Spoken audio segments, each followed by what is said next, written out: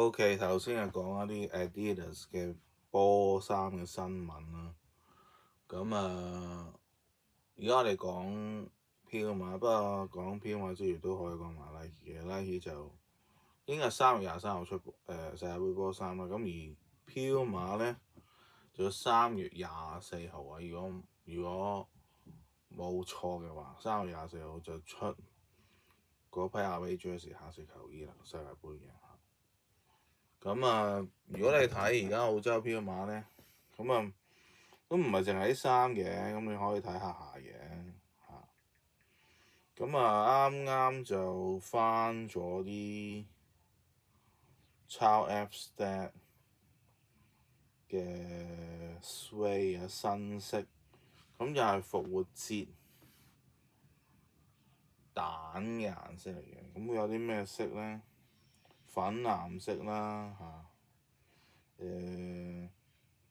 粉紅色啦嚇，粉橙色啦，同埋好似係米色咁樣，就好復活蛋嘅顏色嘅嚇。咁仲有就係一對 Majesty 係淺藍色啦嚇。如果我之前冇講過，就淺藍色嘅 Majesty 喺澳洲嘅Puma啦，當然我唔知香港Puma有冇啦嚇。咁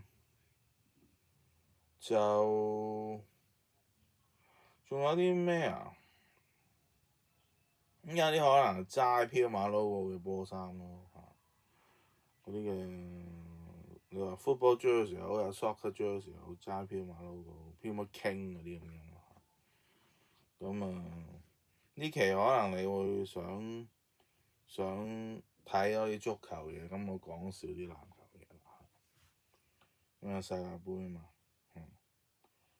咁主要就係呢啲咯。咁當然有啲可能賽車鞋嗰啲啦，出好多嘅賽車鞋啦。咁係啦，去滿足下咧 Puma 粉絲啊呢邊。